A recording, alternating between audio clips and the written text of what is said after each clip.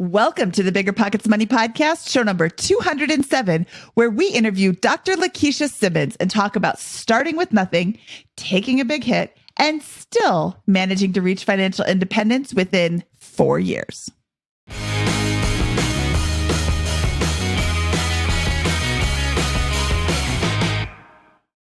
Hello, hello, hello. My name is Mindy Jensen, and with me, as always, is my pun-loving co-host, Scott Trench.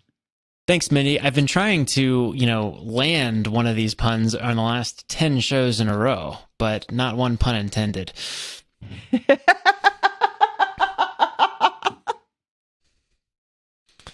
How are you so good at this? I don't know if that quite worked, but it was close enough. Let's continue. That worked really well. All right. Scott and I are here to make financial independence less scary, less just for somebody else, to introduce you to every money story, because we truly believe that financial freedom is attainable for everyone, no matter when or where you're starting. And today's episode is going to prove me right. That's right. Whether you want to retire early and travel the world, go on to make big-time investments in assets like real estate, start your own business, or quit like a millionaire, we'll help you reach your financial goals and get money out of the way so you can launch yourself towards those dreams. Oh, that was good, Scott. Quit like a millionaire. Today, we are talking to Dr. Lakisha Simmons, and she started off at a slight disadvantage.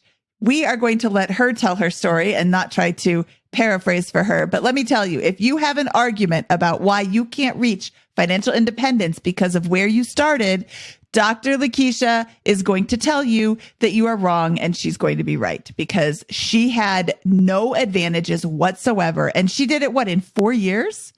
That's and quick amazing. Note, Dr. Lakisha Simmons is a PhD, not an MD, just in case that nuance helps you. This is not a $300,000 a year income earner with this kind of stuff. It's a remarkable money story in terms of how she got there and overcoming a large amount of disadvantages to get to that point, and then attack FI in a matter of years, starting at the age of 37 with 2 kids. So really impressive story from Dr. Simmons here. Yeah, and thank you for making that distinction, because I knew she was a PhD, but I forgot. And this is not a disrespectful, she's only a PhD, not an MD. She's a PhD. That's awesome. But Absolutely. In this case, that distinction is important to know, because it isn't a physician salary that she did this on. I don't think that came up until later in the interview. So just if you're listening, you're not listening to a medical doctor's journey to financial independence. You're listening to a PhD's journey to financial independence. Lakisha Simmons, welcome to the BiggerPockets Money Podcast. I can't wait to hear you tell your story. Thank you so much for having me. I have a little bit of a sneak preview when it comes to these episodes, and I'm always really excited to share them, but this one I am super excited to share, because you started off at a slightly less than advantageous point, right? Absolutely. I come from humble beginnings, as I like to call it. I think that's being a bit generous. Let's start off with where your journey with money begins. When I was a little girl, my family, I get teary-eyed even from the very beginning, because my parents were teens and we didn't have much. We honestly didn't, but we had each other. And you've heard that phrase, a community raising the child. And that's really what it was for me. My mom was just 17. My dad was 18. And life was really, really tough for them, being so young, having children. And so I lived with different family members for a good portion of my upbringing. And what I remember about growing up in terms of money was that we valued every little thing that we had. And my mom cooked at home. We shopped at, the local grocery stores. And, it was about time with each other. And my mom always worked 2 jobs. As long as I've known her, she's worked 2 jobs, and everybody in my family has worked multiple jobs. So that's really where my story begins. Humble beginning, work ethic, and just enjoying time with family. Where did you grow up? Yeah, I grew up in Indianapolis, Indiana, over by the Motor Speedway. Actually, if you've ever been to Indiana, you know the races are a big thing for us. During that time, we usually stay in when all the tourists come, but that just gives us the time to cook out in the backyard and just enjoy each other. That's awesome. I always wanted to go. I've never been to a NASCAR event at all, not let alone that one. Very exciting. What was your like kind of relationship with money? Like, what did you kind of, how did you work or earn money or contribute in high school, and how did that evolve going into kind of like the next steps? Absolutely. I started working at 14 years old. There was a little truck stop actually that I worked at that had a diner in it. And I did that for a bit. And then when I turned 15, I started working at McDonald's. So I've been working since I was 14 years old. But as we'll share later, I hadn't mentioned to you yet, but at the end of this month, that all comes to an end. All these years of working. But that's really where it started for me, because as I said, my dad went off to the Marines, and my mom just needed more time to grow up, and different family members helped raise me. And so it was time for me to work and help out and help take care of myself, because again, we didn't have much. So I learned very early about getting a checking account. I'll never forget, my uncle co-signed for me to get a checking account. And so when I would get my paychecks from McDonald's, I had my little check register. I'd make my deposit, and, I had to ride the city bus because I lived a little too close to the school to ride the school bus, but just far enough away where as a young girl, I shouldn't be walking alone. So I would get my quarters from the bank and use that to catch the city bus to school. And so I always had to make sure I had my money for that and things that I needed. So yeah, from very early, 8th grade, 9th grade, 10th grade, I learned about money and that I needed it to support myself. And so that's really my foundation with money. As you were doing this, were you a saver, or were you kind of, spending a lot of like it sounds like you had to spend on some necessities to get to school and that kind of stuff, but were you kind of thinking about piling up money, or how did that work? Yes, I definitely have a scarcity mindset because of how I grew up. I really felt abandoned as a child. And so any little thing I had, I would hold on to it. So yes, when it came to money and working, I held on to that money. I didn't buy the things that young girls would want to buy. I learned how to paint my own nails. So I'd go to Walgreens and get nail polish. And a cousin that also lived with me at one of my aunt's house, she taught me how to do my nails. I learned very young how to do my own hair. So in 8th grade, I remember it. I remember her teaching me in the bathroom how to curl it and how to put the rollers in and how to wash it. And so all of those experiences really have carried me through until I went to college, right? So luckily, I was able to go to college. And when I went to college, I thought, wow, I have made it, right? And I graduated college, thank God, right? And I thought, wow, a salary, and my first salary out of college, out of my undergraduate degree, was $44,000. I'll never forget it, $44,000. And I really thought I was rich. I thought, oh my gosh. Well, let's pinpoint that. What was your position after graduation? Did you have student loan debt? What was the job? What was the degree in? Yeah, good questions. So I graduated from Tennessee State University with a bachelor's degree in business information systems. So that degree, I chose it purely 100% because I wanted money. I had no passion for technology, and which we'll talk about later. That's not my passion, but I'm really good at it. And believe it or not, I'm good at math, which I didn't think so in high school, because I wasn't a great student in school, because I just had so much emotional trauma and just trying to take care of my basic needs. So I wasn't really focused on school. But when I learned about college from a college tour, and I realized, wow, this is my opportunity to flip my life in a whole completely different direction. When I was exposed to that, I knew I had to go to college. So I went to college, bachelor's degree in information systems, business information systems. And I started working for a corporate 100 company, got my first salary, and thought, wow, I've made it. I had student loans. I had about close to $30,000 in student loans when I graduated. I graduated in 4 years. And as you can probably imagine, after talking to me so far, that was my number one goal, was to pay that debt off, because I didn't want debt. And I didn't mind taking the debt, because people always ask me, should I take student loans? Yes, I think that you should, because if it were not for me being able to take student loans, and of course I worked all the way through, but if I didn't have those student loans, I wouldn't have been able to have my degree or have the life that I have now, and to be financially independent. So for me, it was the best thing. Okay, so did you say you graduated with 30 or 130 in student loan debt? 30,000. Okay, 30. And then I just want to highlight, you said you graduated with a bachelor's in business information systems, which you chose purely for the money. Absolutely. This speaks to me personally, because I got a degree in fashion design, which doesn't speak to me personally. It doesn't pay a lot of money. It was like the stupidest choice for me ever. And I had thought about going back to school and getting a degree in a field that is a high paying job. If you are going to hate your job or not love your job, what does it matter if you work in a field that you don't really love, as long as you're making a lot of money? And you said you were really good at this.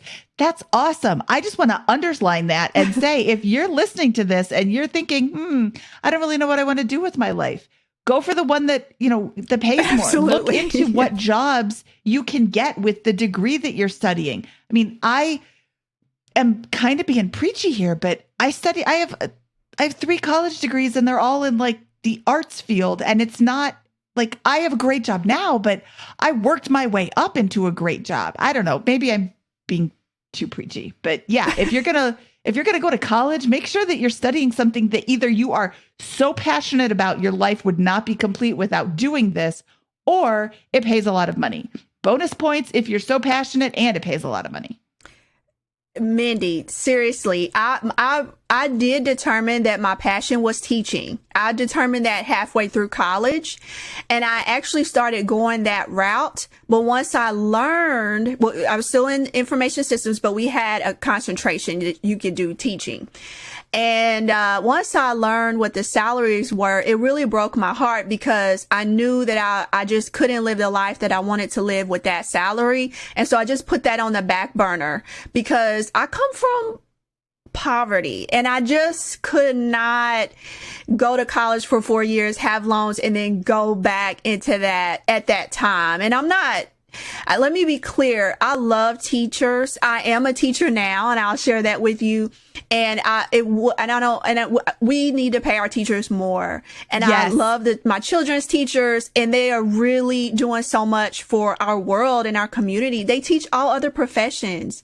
So kudos to all the teachers out there. Yes. If anything was going to show us that we need to pay our teachers more, it's everybody having to teach their kids this last year. Exactly. Mm-hmm. Those people need a 5X raise. I'm in agreement with that. So you graduate and you have $30,000 in debt and a $44,000 a year salary. How long does it take you to pay off those loans? And what year did you graduate? I graduated in 2002. Okay, great. So it was perfect timing for technology. When I graduated high school in 98, everybody was talking about Y2K. And so that's why I chose it. Say, Y2K is coming. All the computers are going to shut down when the clock strikes January 1, 2000. Do you remember that? Because computers Y2K? can't handle going from 1999 to 2000. The clocks weren't, yeah. So if you weren't in that industry, then you may not remember, but that was a big deal. So that's why I chose that. And it took me about, let's see. Oh goodness, it's been so long. I hadn't really thought about that, but maybe 5-6 years. I did end up getting married a few years after college. And so we had a dual income. And so that obviously helped me to be able to pay off my loans.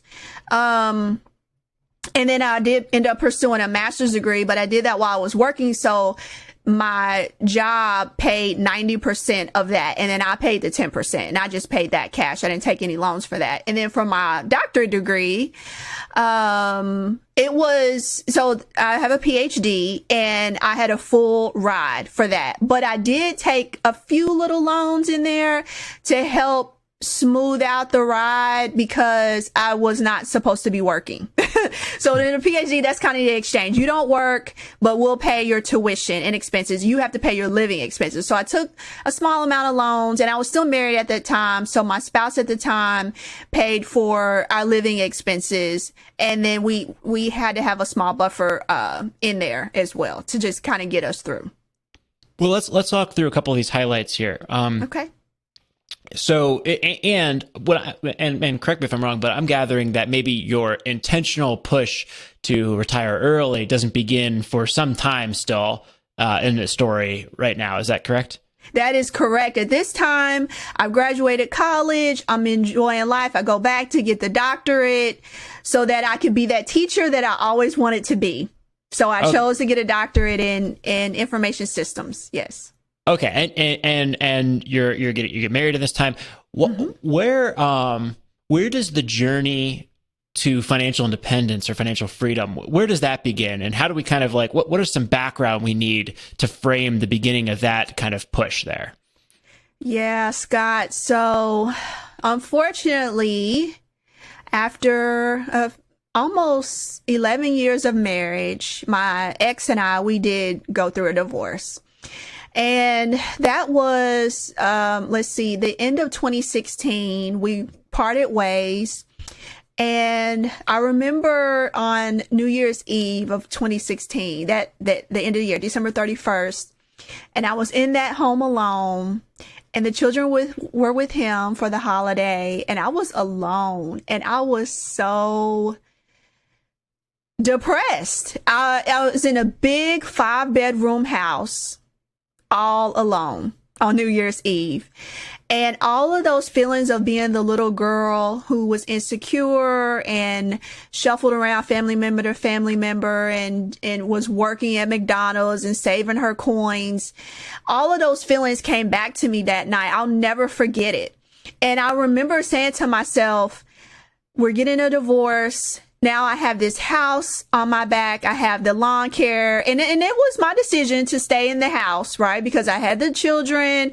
I didn't want to uproot them at the time. But then everything just hit me that now I'm responsible for all of these bills. And when I looked at the bank account and I said, oh my goodness, what have I been doing?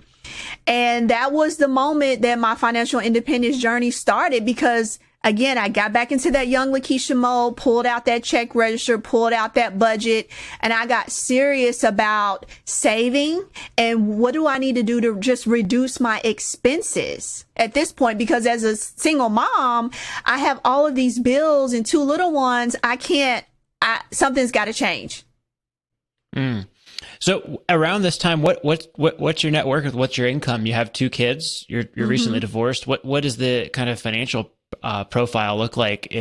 And is this the beginning of 2016 or the end of 2016? That was the end of 2016. So this is this is the very beginning of 2017. So we can start at January 2017, waking up alone in the house. And so at that time, we were going through the divorce that year. The divorce finalized in the summer of 2017.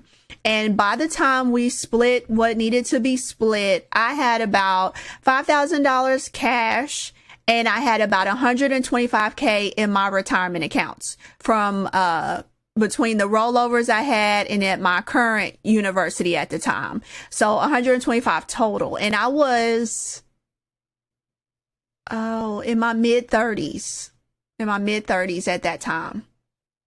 Okay, great. And so what do you do? So the first thing I did, I pulled out an Excel spreadsheet, and in which we had lightly been on a budget, right? But we had 2 incomes, and so we just didn't have to analyze every single thing that we spent, right? And I'll speak for myself. I didn't feel like I had to analyze every single thing that I spent because, right, mama, I made it now, right? And especially I had my doctorate degree. So I was pushing right up under 6 figures when I moved to Nashville and got my job. So I felt like I was doing well. I was finishing off paying off my loans from the graduate program. And at that point, I said, okay, I've got to really analyze my budget. So I put everything into a budget. And the first thing I saw on the budget that was looking at me, like just staring me down, was that mortgage. The mortgage was $2,410 a month. That was a lot of money for a mom with 2 boys. And that's not even including the electric bill was $300 a month, and the lawn care every 2 weeks because it was on almost half an acre land. And so just all the expenses, it all just, I really had very little at the end of the month. And I couldn't save and invest the way I felt like I should to pull myself up out of only having, $5,000 in cash. I basically was living paycheck to paycheck. Yeah, when you spend every dollar that comes in, it doesn't matter how big that paycheck is. Paycheck to paycheck means you're spending everything and you're not saving anything. That's $2,400 is a hefty mortgage. Well, while you're conducting this study, are you reading or being influenced by like the FIRE stuff, or is this kind of all just kind of like you just doing it for yourself, kind of in your way? Are you like any educational content spurring this action? So this is where it gets good. So I'm going through my budget and everything, and I decide I got to sell the house. So I immediately call a family friend and put the house on the market, start preparing to get it staged.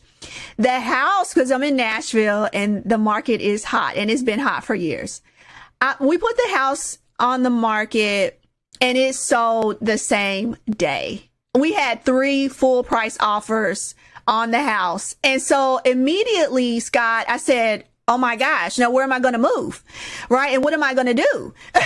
And so, I called my financial advisor at the time because I had one, we have one through, the job. And then I had one from the rollovers that I had. And I was just looking for information. And so while I'm scurrying around trying to figure out where I'm going to move, because I didn't think the house was going to sell that fast, I'm asking him, I'm going to get a pretty decent profit off of the house. I think it was about 30,000 is what they were estimated I would get off the sale of the house. And so I wanted to do something with it. So I called and I said, well, the savings account doesn't give me much money, right? 0.01%. Is there a way that I could maybe send this money to you and you can invest it for me? And, maybe it can help me build up my in a way that helps me become more stable. Oh yeah, sure. Send me the money. And so, this is where it gets good. So he says, well, there was a Friday afternoon because the house sold on a Friday. And he said, well, let's talk on Monday and I'll have some information for you. I said, okay, sure. While I'm online searching for a place to move, like an apartment or a condo, or what should I buy? Should I sell? I start coming across information on financial independence. I'm telling you, this is just divine intervention. And this is late 2017. Yes, this is summer. Okay. This is all simultaneous with the divorce and the sale of the property and the budget and all. Right, okay. Yes. All happening around the same time. It's all happening around that time. This might have been later, 2017. And I started finding information on financial independence because of this whole, should you buy, should you rent, right? This whole thing. And I was like, what? Financial independence? What? FIRE? What? And I just kept reading and reading. The entire weekend, I read everything I could find. So, of course, I came across Mr. Money Mustache. Wow. Changed my entire life in that weekend. I'm not kidding you. But then I came across Millennial Revolution. Had never heard of these folks before. They have this workshop on their website, and I went through the entire thing that weekend, and I learned everything there was to know about the FIRE movement. And I said, this is what I want to do. I want to be financially independent and retire early. And that is the journey that I started on. So, of course, the first thing that anyone in the fire movement, for the most part, not everybody, but for the most part, they'll tell you rent. So I sold that house and we moved into a 2-bedroom apartment. It was like 1,000 square feet. And I'll tell you, Mindy and Scott, I had never felt so secure in my entire life. It was like, I just felt free. I felt alive. I felt, I had obviously had a purge. The rent was downtown, which is kind of high, but it was like $1,300 a month, which is a lot for a 2-bedroom. But I'm in Nashville. And you were paying $2,700 a month between the mortgage and utilities previously, yes. right? Easily. I mean, more than that. Once you add in the lawn care and, the water, we had gas and electric. I mean, we had everything. So the apartment had all the garbage included, and it was near my job. It was downtown. It was, in a place where, for me and the boys, we could walk to the parks. So it was just a complete purge and a new lifestyle. And it enabled me to save a lot more money. And then I had this newfound fire in me to really purge my budget even more to cut expenses. Yeah. Nice pun. Love it. Here's what I think is outstanding about this. You're looking at your budget and you're saying, hey, the biggest thing, the obvious problem is the housing, and how do I attack and start with that? And simultaneously, you're conducting lots of research and learning about all this kind of stuff. And then you make a dramatic lifestyle change, which it sounds like made you happier immediately afterwards, in addition to boosting your savings rate tremendously. Immediately felt such a relief. There is nothing like the feeling of having debt on me, especially from how I grew up, because we didn't have much, but I don't remember people really talking about debt. We just didn't have much, right? So for me, having that big house, it didn't feel good to me to just be kind of house poor, as I like to call it. So yes, that immediately felt better to me. So what do you do with the $30K you get from the sale, plus the now $2,000 a month or some such that you're starting to save after making this change? Yes. So my financial planner was not happy. I kid you not. On Monday when we talked, I told him, I'm sorry, I'm not sending you the money, and I'm going to invest in myself. Because I felt so empowered by everything that I read and all the communities that I found and all the podcasts, that I was learning about. And I said, I can do this. I have a PhD in information systems. Surely I can learn. I've never learned about the stock market. I don't know anything about it, but surely if all these people have done it, I can do it too. And you know what he said to me? He said, you'll be back. Yes, he did. I would never call him again. Yes, he did. I have never called him again. But on May 31st, I will be sending him a letter and letting him know that I am fired. All right. I will be letting him know. I love it. Yes. I love it. So what do you invest in? What do you put the money in? Okay, so this is the good stuff. I'm sorry. Hey, if there's a formula it's all that good works, stuff. I love it. If there is a formula that works, I'm sticking with it. Okay, so index funds. Yep, that's me. Why color outside of the lines if I don't have to? So I do like the S&P 500 a little bit more than the overall stock market index, but I do have a majority of my money in VTI, and then a good portion of it in VOO. I haven't done a whole lot in bonds because my allocation right now, because I have been working, had been about 90% equities and then the 10% in the bonds. And so now that the past few months, I've just kind of been saving the cash, and I'm going to change my allocation into more 75-25, and I'm going to do some REITs, index funds, and more bonds, and I'm going to just go from there. Yeah, I have turned in my resignation. And it was the hardest thing to do. Well, let's before we get, we're going to spend lots of time with the resignation and all this kind of stuff. But let's keep going with the story here. So you start off, you have 30,000 and you're putting in index funds. You have 135,000 in your retirement account, and you clear 30,000 from the sale, and it sounds like you're saving 2,000 to 3,000 a month after your move. Is that about right? I was saving more than that. I was saving, so I started maxing out. I'm telling you, when I say I purged. I've switched my mobile phone down to the prepaid, so it's $15 a month. Started only shopping at Aldi first, and I'm not working with Aldi or anything like that, but I went bare bones, Scott and Mindy, I reduced every single thing I could in that budget. Okay. And over what period of time did this occur? Was this like a 6-month process to zero base every part of your budget, or did you?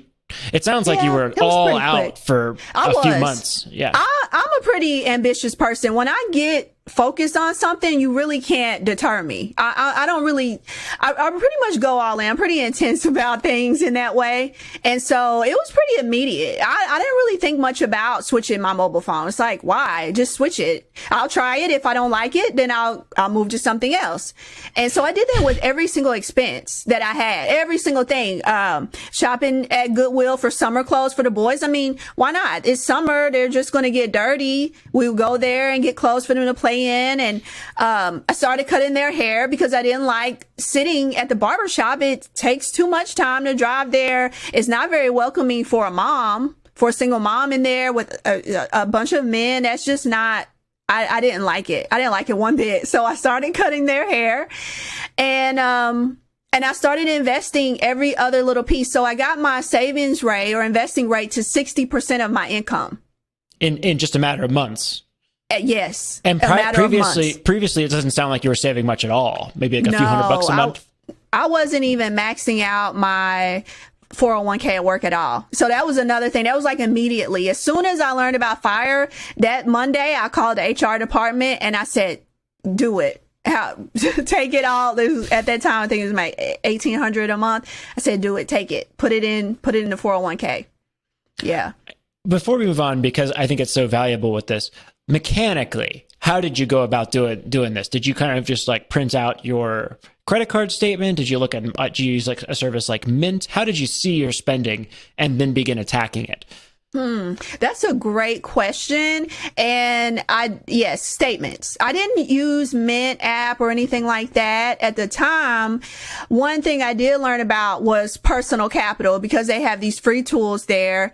And that allowed me to see my net worth and see my transactions, but the bank statement was important to me. The credit cards, I realized that there were things I was spending like Amazon that would it was just so convenient that I would just buy things. I wasn't really thinking about it before I would buy it. So I immediately just stopped spending. So I did something called a no spend challenge. There's a group on Facebook and they do this every year. And, but I did a no spend challenge, and that really helped me when I said, okay, for 30 days, I can only spend money on necessities, which is basically food and transportation. And you pretty much have everything else. So that showed me just how much money I was spending on things that I didn't need to be spending money on. Awesome. Okay. So so how much do you save per month on this? Is like $4,000 a month? Yeah, it was at least $4,000, because not only was I maxing out my we have a 403B. I'm in a university, and we also have a 457B.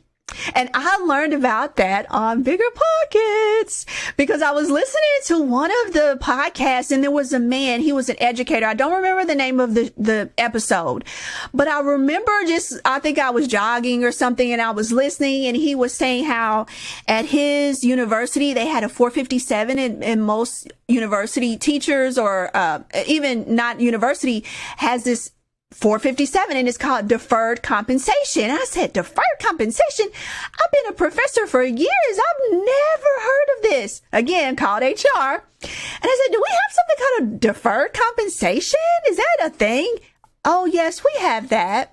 I said, what? Where's the information on it?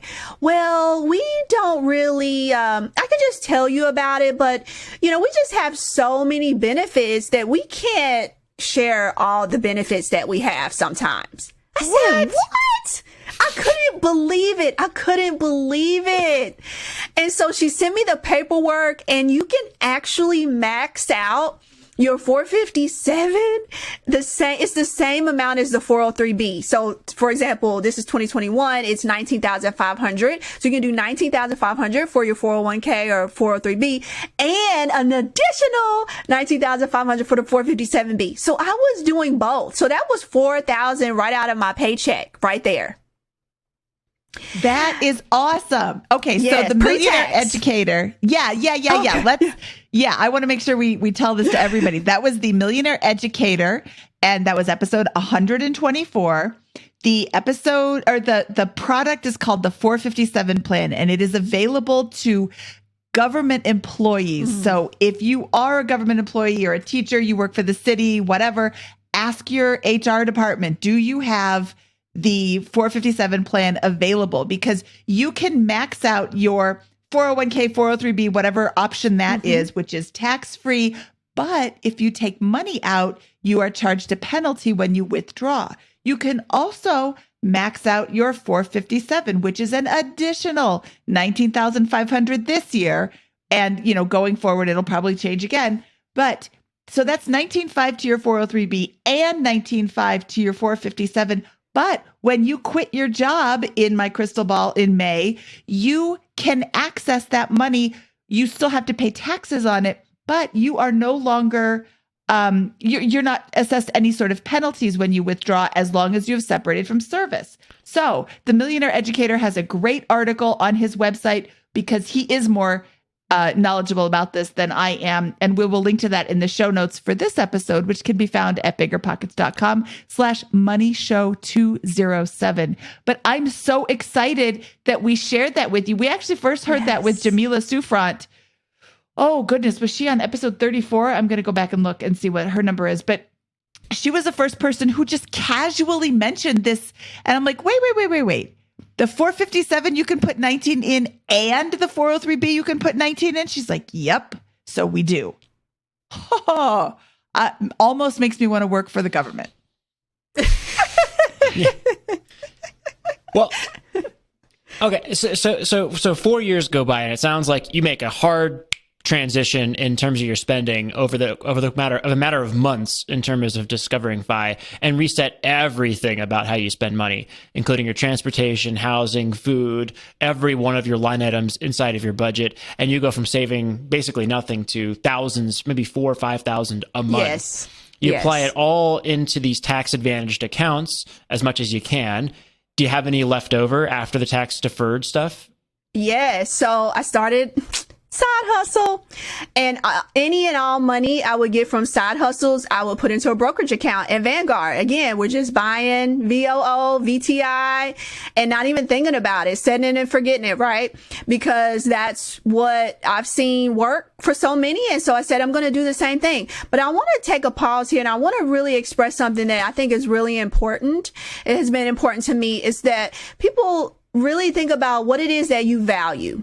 Because that is how I was able to make these cuts, because so many times people say, well, how did you do that? Or say, oh, it must be just because of your income, or, oh, it's just because of this. No, there are no excuses. It came down to me sitting down, evaluating what's important to me. And I had to think back to my childhood. What were the times that I was the happiest? When we would have those backyard barbecues and just have family over and do a gift exchange. Everybody would get one gift at Christmas, and we would switch and go through the gifts one at a time. Like those warm moments, that's what I value, and that's what I wanted for my children. And in that picture, nowhere was a big fancy house or a big expensive car or, diamond rings or expensive gifts, nothing like that. And so that made it so easy to cut my line by line expenses, because it's like, well, if I don't really care, if I drink coffee, do I really care if it costs me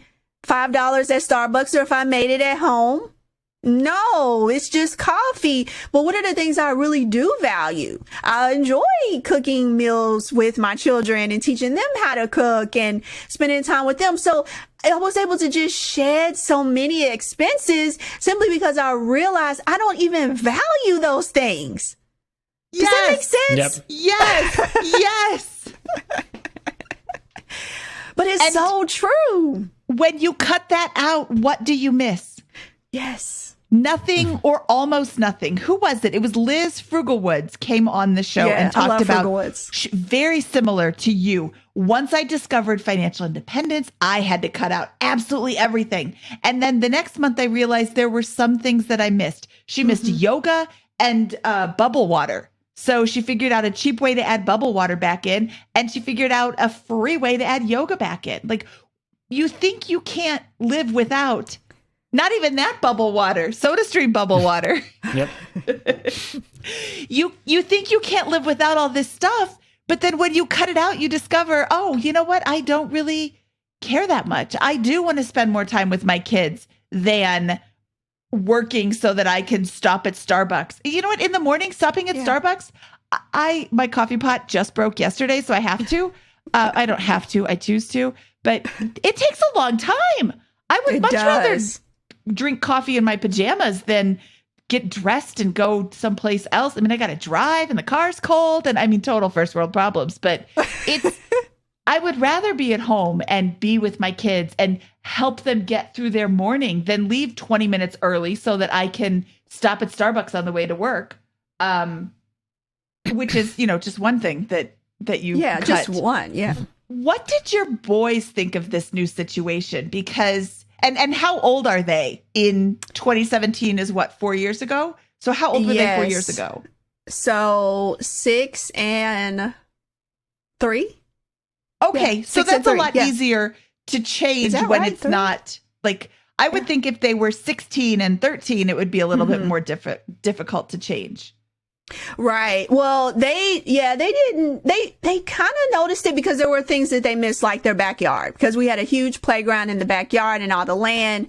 And so then we moved into this tiny apartment more in the city, and they just didn't have that. But we would walk together to the parks, but they couldn't just go out. So there were certain things that they missed, and we found ways. But I talked to them about every step that was happening. And I still do to this day. I sit down with them and I talk to them about, okay, what's happening next? What's changing? What's mommy's expectation of you? What expectations do you have of mommy? That is one thing I think has helped the transition. Now, it has been tough. Going through a divorce has not been easy on any of us, okay? But we try to keep the lines of communication open so they can share how they're feeling. And if there's things we can do to make adjustments, we definitely do that. So just going through the journey, you're saving $4,000, $5,000, $6,000 a month, and you're side hustling. What are some of those side hustles that you're doing, and how much do they contribute? Is that what really is turbocharging things, or is that kind of just a little additional boost? That's been a little additional boost because I basically would go from my paycheck, making sure that I have all that tax deferred money in there. People really have to realize that is key. That tax deferred money in there and the amazing gains the stock market has had. If you go and you look at that, well, in 2018, what was it? 31% gains at S&P 500. Even in 2020 COVID, it was 15% gains. I mean, you cannot beat that. So, that has really skyrocketed. But the side hustle, so the side hustling, since I'm a teacher, I found ways to teach extra classes in the summer. So that's an extra paycheck because I'm on a 10-month contract. So whenever I teach in the summer, that's extra pay, which could be substantial. If I teach in a grad program, I'm looking at additional $7,000 paycheck, right? For teaching one class.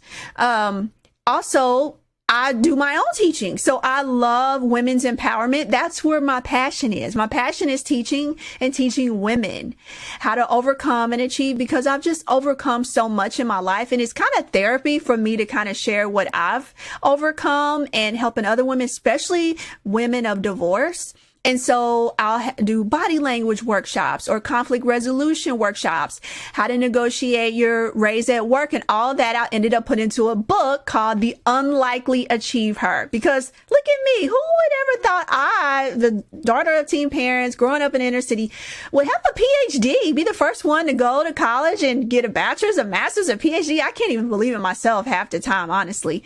And so so my book is a workbook, actually.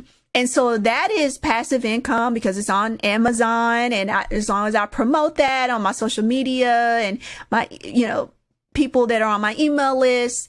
So the workshops that I do live or on Zoom, and then I have the book. So all of that, it's been a slow build though. You can't just write a book and put it out there and people buy it. They don't. But that has been able to help me anywhere from $500 a month to $3,000 a month, depending on how many workshops. Before COVID, I would do live workshops, half a day on a Saturday, and people would come and they'd have lunch. I'd have the lunch catered, and women really like that. Women love community. So to be able to charge $150 a person for a half day body language workshop, something you can't really get anywhere else. So I always tell people, if you're going to do a side hustle, really do something that's unique and that's unique to you, that you're very well equipped to do. And then people won't mind spending the money for something that's valuable to them. Again, values, right? And so that all that money would go right into my brokerage account. Awesome.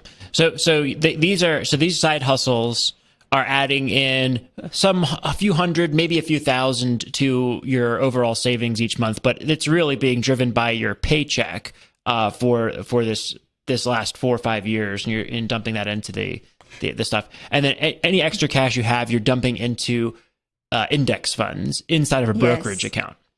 Yes. This year, I focused a little less on putting so much in and just putting up my cash buffer in preparation for firing, so that I want to have 1 year of living expenses, because my living expenses last year in 2020, my living expenses were around $36,000. And I did get married at the very end of the year, and we moved in together in December. And so now we're together. So my living expenses are a little bit less because we share the expenses. But that, that has also helped now. But prior, all of this, it's just been me and the boys, and their dad and I, we share their expenses. Okay. So he doesn't pay me, I don't pay him. We share their expenses. So what does FIRE mean to you? What was the finish line that you were shooting for? In terms of financially. So my goal was at the minimum to have 800K, and then I could lean FIRE or barista FIRE, however we want to call that. Right. But 900K would absolutely be possible for me to just not be too stressed about a side hustle or anything like that, because again, I've been able to get my expenses reduced so low that I know that at any given time I could reduce them even more if I really needed to. And so now I'm right in the middle of that. I'm right around 850K, and I still plan on doing my workshops because that's what I love to do. I love to teach. I don't think I'll ever stop teaching, even though I'm resigning from my full-time job, just because of some health issues that I experienced this year, and I just realized that I don't need to continue to push myself so hard. When I look back at my childhood and all that I've overcome and all that I've been through mentally, it's difficult. And so I'm at an age now where I'm 41, and I need to really think more about my mental health and my stress levels and my anxiety. And I want to focus on that. And so now that I've reached a financial point where I'm financially independent, and again, I can do workshops and sell my book, or, there's things I can do. I can teach adjunct if I wanted to. I don't have to be tied to a full-time position that is can be very stressful, especially during COVID 2020. It was so stressful being a college professor. The students were not happy with online classes. And then you still have your boss who wants you to be the perfect teacher online. And there's just so many things to be stressed and worried. And then I had the children home, and that made me all realize that life is so short. I've reached this independent stage in my life. It's time for me to do the things I really, really want to do and invest my time in. What I want to get to all this stuff, and I love that with this. What mechanically did you set yourself up for with the transition to being fully fire? Like you said, I built up a year-long emergency reserve. Mm-hmm. What was the position? Like you had all this money in index funds. What was that position? Did you have the money half in tax deferred accounts and half in your brokerage account? Did you have cash? Was it really just all in stocks, and that was pretty much basically it? In addition to the side hustles, what did the picture look like for you? Oh, yes. Excellent or does it question. Look like for you? So it's majority in the 401k and the 457. That's where that's over half of it. And then I have a brokerage account that probably has so it's probably 2/3 to 1/3. And so I will exhaust the brokerage account first, because it's the least tax efficient. And since my expenses are low, I should do pretty good with selling my stocks and living from that way. And then I will exhaust the 457B, because as Mindy mentioned earlier, you can use that money. As soon as you separate from your employer, you can start living off that money, or it doesn't matter. You can just take the money, but you'll pay your tax, whatever tax bracket you're in. So again, with low expenses, I shouldn't pay a whole lot of taxes that way. And then last, I'll tap into my, and the other thing I'm going to mention is the Roth ladder. I do plan on doing the Roth ladder, transitioning money from my traditional IRA over into my Roth IRA a little bit each year. I'll do that to start moving that money as well. But that's basically the structure of it. Love it. So we have Roth conversion ladder. We have the 1 year emergency reserve. We've got the after-tax brokerage account. We've got the side hustle income. Mm-hmm. So you're really in a dangerous position here, it sounds like, with this. Hey, I'm ready. I am ready. Yeah. Well, and it's time for my sort of favorite quote. It used to be my favorite quote, but then COVID happened, and it's not really the best anymore. But Joel from FI 180 said, "What's the worst that can happen? My worst case scenario is I go back and get a job. My worst case scenario is everybody else's everyday life. So if you are in danger of running out of money, you're not going to go from I have $800,000 today to I have $0 tomorrow. You're going to see it and see it step down, and it's 800 now, and now it's up more." A Purple Life just tweeted a few weeks ago that she has more money than when she started, and a year ago or 6 months ago, and she's been pulling from her retirement funds the whole time that she's been retired. So as you withdraw money, it still continues to grow more than when you started. And of course, past performance is not indicative of future gains, but you're not going to just be fine, drop off a cliff. You're going to have an advance notice if you need to go back to work. But again, you've got all these options. I am so excited for what the future holds for Lakisha Simmons, who started off as an insecure little girl who wondered where she was going to go. And I love that you're here now. Thank you. Let me just thank you both for having me on the show, just sharing everyday stories, because we need to hear this. If I would not have heard several of the podcasts here, my journey right now would be very different. I may not even be here if I didn't have the 457, and if I hadn't heard Jamila and see that someone who looks like me, who's also on the path, right? So sharing just these everyday stories is important for people to hear. And so thank you for having me, for me to just share my story. Yeah, thank you for coming on. This was an amazing show, and your enthusiasm for this is just so infectious and contagious. Yes. Your results are incredible, and you've got so many. I'm just very excited to see where life takes you over the next 5-10 years with this stuff, because you've got every option in the world. Mm-hmm. and it sounds like a pretty wonderful life and setup right now. So congratulations Thank you. on all the success I couldn't here. be more, I couldn't be more happy just basically because I'm able to spend time doing things I love. I have a nonprofit that I work with.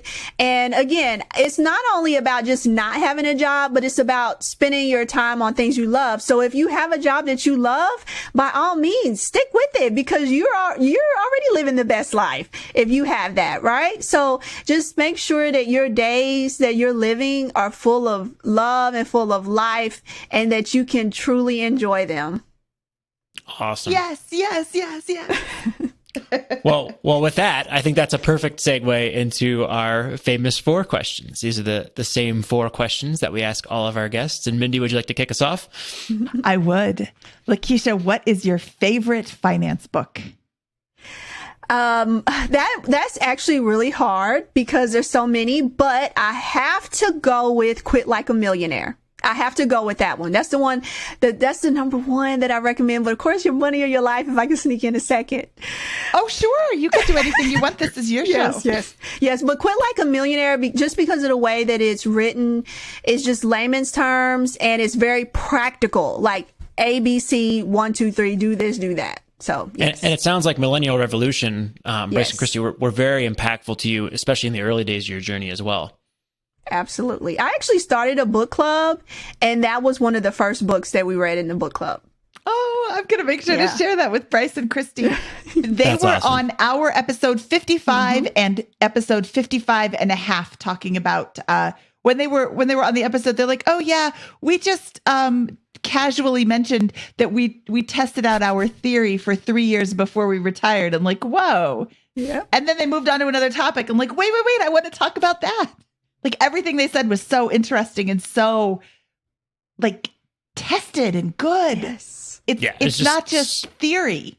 They went down every rabbit hole in the theory and built up a remarkably simple yet effective approach, which has now The yield translated shield. to the yield shield is just translated to, it seems like, direct impact on your life, Lakisha, which is just awesome to see. Hands down. Yes.